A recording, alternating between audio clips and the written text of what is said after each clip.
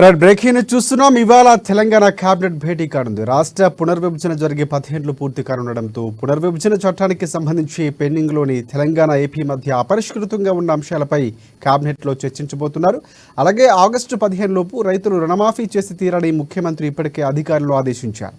అందుకు సంబంధించిన నిధుల సమీకరణపై కూడా చర్చించే ఛాన్స్ ఉన్నట్లు తెలుస్తోంది. ధాన్యం కొనుగోళ్ల పురోగతిని సమీక్షించి వచ్చే ఖరీఫ్ పంటల ప్రణాళికపై కూడా చర్చ జరగనుంది. రాష్ట్ర ఆదాయం పెంచుకునే దిశగా వనరుల సమీకరణ, ఆదాయ పెంపు ప్రత్యామ్నాయాలపై కేబినెట్లో చర్చించే ఛాన్స్ ఉన్నట్లు సమాచారం. కుంగిపోయిన మేడిగడ్డ, అన్నారం బ్యారేజీల రిపేర్లకు సంబంధించి నేషనల్ డ్యామ్ సేఫ్టీ అథారిటీ ఇటీవలే మధ్యంతర నివేదికను సమర్పించింది. నివేదికలోని సిఫార్సులు, తదుపరి చేపట్టాల్సిన కార్యాచరణపై ఈ సమావేశంలో చర్చించాలని ముఖ్యమంత్రి నిర్ణయించారు. జూన్ నుంచి కొత్త విద్యా సంవత్సరం మొదలు కానుండడంతో స్కూల్, కాలేజీల ప్రారంభానికి ముందే అవసరమైన సన్నాహక చర్యలు చేపట్టాలని ముఖ్యమంత్రి నిర్ణయించినట్లు తెలుస్తోంది. విద్యార్థుల నమోదు, పాఠ్య పుస్తకాలు, యూనిఫామ్లు పంపిణీ తదితర అంశాలు కూడా చర్చించనున్నారు.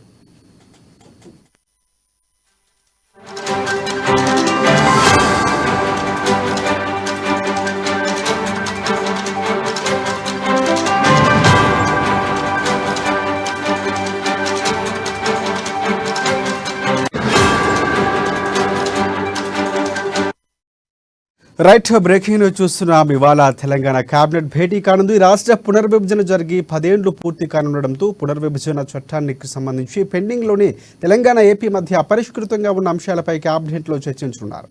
అలాగే ఆగస్టు 15 లోపు రైతులు రుణమాఫీ చేసి తీరాలని ముఖ్యమంత్రి ఇప్పటికే అధికారులను ఆదేశించారు. అందుకు సంబంధించిన నిధుల సమీకరణపై చర్చించే ఛాన్స్ ఉన్నట్లు తెలుస్తోంది. ధాన్యం కొనుగోళ్ల పురోగతిని సమీక్షించి వచ్చే ఖరీఫ్ పంటల ప్రణాళికలపై చర్చ జరగనుంది. రాష్ట్ర ఆదాయం పెంచుకునే దిశగా వనరుల సమీకరణ, ఆదాయ పెంపు ప్రత్యామ్నాయాలపై కేబినెట్లో చర్చించే ఛాన్స్ ఉన్నట్లు సమాచారం. ఇక కుంగిపోయిన మేడిగడ్డ, అన్నారం బ్యారేజీల రిపేర్లకు సంబంధించి నేషనల్ డ్యామ్ సేఫ్టీ అథారిటీ ఇటీవలే మధ్యంతర నివేదికను సమర్పించింది. నివేదికలోని సిఫార్సులు, తదుపరి చేపట్టాల్సిన కార్యాచరణపై ఈ సమావేశంలో చర్చించాలని ముఖ్యమంత్రి నిర్ణయించారు. జూన్ నుంచి కొత్త విద్యా సంవత్సరం మొదలు కానుండడంతో స్కూల్స్, కాలేజీల ప్రారంభానికి ముందే అవసరమైన సన్నాహక చర్యలు చేపట్టాలని ముఖ్యమంత్రి నిర్ణయించినట్లు తెలుస్తోంది. ఇక విద్యార్థుల నమోదు, పాఠ్య పుస్తకాలు, యూనిఫామ్ తదితర పంపిణీ తదితర అంశాలు కూడా చర్చించనున్నారు.